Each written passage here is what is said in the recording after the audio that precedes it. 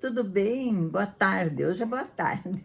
Então, estamos aqui com o Senhor Deus, Senhor Jesus, Senhor Espírito Santo e todos os anjos do céu, né? Estamos aqui. Então, hoje eu vou falar aqui na Bíblia sobre Davi, né? Gosto muito de falar sobre Davi. Então, é Crônicas 29, 20. Eu vou ler até o 30, tá bom? Então disse Davi a toda a congregação: agora louvai ao Senhor vosso Deus. Então toda a congregação louvou ao Senhor Deus de seus pais, e inclinaram-se e prostraram-se perante o Senhor e o rei. E ao outro dia imolaram sacrifícios ao Senhor e ofereceram holocaustos ao Senhor: 1000 bezerros, 1000 carneiros, 1000 cordeiros, com as suas libações, e sacrifícios em abundância por todo Israel. E comeram e beberam naquele dia perante o Senhor, com grande gozo, e o segunda vez fizeram o rei Salomão, filho de Davi, e ungiram ao Senhor por líder e Zadok por sacerdote. Assim Salomão se assentou ao trono do Senhor como rei, em lugar de Davi, seu pai, e prosperou, e todo Israel lhe obedecia. E todos os príncipes e os grandes, e até todos os filhos do rei Davi, se submeteram ao rei Salomão, né? E o Senhor magnificou-se a Salomão grandiosissimamente perante os olhos de todos Israel, e deu-lhe majestade real, qual antes dele não teve nenhum rei em Israel. Assim Davi, filho de Jessé, reinou sobre todo Israel. E foram os seus dias que reinou sobre Israel 40 anos em Hebrom, reinou 7 anos em Jerusalém, reinou 33 e morreu em boa velhice, né? Cheio de dias, riquezas e glórias. Salomão, seu filho, reinou em seu lugar. Os atos, pois, do rei Davi, assim os primeiros como os últimos, esses que estão escritos em Crônicas de Samuel. E é evidente nas crônicas, o profeta Natã, nas crônicas de Gade, o vidente. Gade era o vidente, né? Juntamente com todo o seu reinado e o seu poder. E os tempos passaram sobre ele, sobre Israel, sobre todos os reinos daquelas terras. Então o rei Davi, né, ele tinha muitos tesouros, né, construiu muitos templos também, né, ele fazia tudo para a honra de Deus, né, assim, tudo que ele fazia era para honrar o Senhor, né. Perguntou, quem está disposto a fazer o mesmo? Aquela geração era privilegiada por participar daquela obra.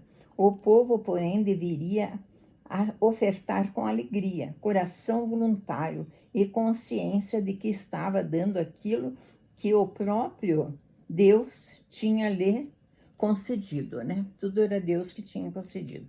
Diante disso, analise como você tem empregado o seu tempo. Analise como você tem empregado o seu tempo, né? Tempo e os seus recursos, e o seu dinheiro e o seu conhecimento, para que saiba responder a si mesmo se está disposto ou não a servir a Deus com o que possui. Então, o rei Davi, né, morreu em boa velhice. Ele errou, por isso sofreu as consequências, mas em momento algum deixou de se humilhar perante o Altíssimo.